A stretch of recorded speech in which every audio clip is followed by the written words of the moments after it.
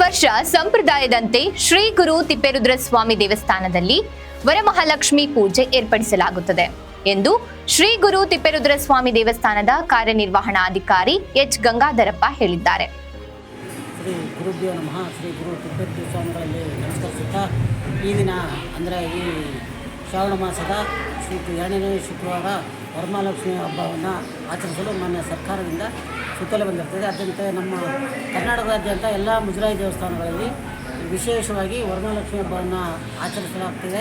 ಅದರಂತೆ ನಮ್ಮ ದೇವಸ್ಥಾನದಲ್ಲಿಯೂ ಸಹ ಶ್ರೀ ಗುರು ತಿಪ್ಪೇರುದ್ರ ಸ್ವಾಮಿಯ ಒಳಮಠದ ಆವರಣದಲ್ಲಿ ಈ ವರಮಹಾಲಕ್ಷ್ಮಿಯನ್ನು ಪ್ರತಿಷ್ಠಾಪಿಸಿ ನಮ್ಮ ವೇದ ಪಾಠಶಾಲೆಯ ಗುರುಗಳು ಮತ್ತು ಎಲ್ಲ ಶಾಲಾ ಮಕ್ಕಳು ಹಾಗೆ ಇಲ್ಲಿಗೆ ಪೂಜೆಗೆ ಬಂದಿರ್ತಂಥ ಎಲ್ಲ ಮುತ್ತೈದೆಯರು ಹೆಣ್ಮಕ್ಳು ಗಂಡ್ಮಕ್ಳು ಸಹ ಸೇರಿಕೊಂಡು ಈ ವರಮಹಾಲಕ್ಷ್ಮಿಯನ್ನು ಯಶಸ್ವಿಯಾಗಿ ಆಚರಿಸಿದ್ವಿ. ಈಗ ಮಳೆ ಉತ್ತಮವಾಗಿ ಬರ್ತಾಯಿದೆ. ಅದರಂತೆ ರಾಜ್ಯಕ್ಕೂ ಸಹ ನಮ್ಮ ಚಳ್ಳಕೆರೆ ಭಾಗಕ್ಕೆ ಮುಖ್ಯವಾಗಿ ಮಳೆ ಇನ್ನೂ ಬೇಕಾಗಿದೆ. ಅದರಿಂದ ಬನ್ನಿ ಅಂತ ವರಮಹಾಲಕ್ಷ್ಮಿಯನ್ನು ಬೇಡ್ಕೊಳ್ತಾ ಎಲ್ಲರಿಗೂ ಸುಖವಂತು ಮಾಡಲಿ ಎಲ್ಲರಿಗೂ ಅಂತ ಹೇಳಿ ಎಲ್ಲರಿಗೂ ಧನ್ಯವಾದವನ್ನು ಅರ್ಪಿಸ್ತೀನಿ. ವಿಶೇಷತೆ ಏನು ಸರ್?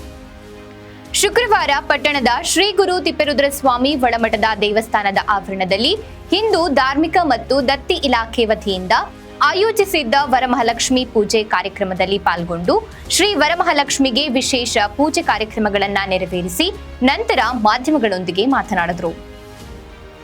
ಇದೇ ಸಂದರ್ಭದಲ್ಲಿ ಶ್ರೀ ಗುರು ತಿಪ್ಪೇರುದ್ರ ಸ್ವಾಮಿ ದೇವಸ್ಥಾನದ ಸಿಬ್ಬಂದಿಗಳಾದ ಎಸ್ ಸತೀಶ್, ಮನು, ಸಂಸ್ಕೃತ ಪಾಠಶಾಲೆಯ ವಿದ್ವಾನ್ ಡಾಕ್ಟರ್ ವೀರೇಶ್ ಹಿರೇಮಠ್, ಸಂಸ್ಕೃತ ಪಾಠಶಾಲೆಯ ವಿದ್ಯಾರ್ಥಿಗಳು ಮತ್ತು ಮುತ್ತೈದೆಯರು, ಗ್ರಾಮಸ್ಥರು ಉಪಸ್ಥಿತರಿದ್ದರು.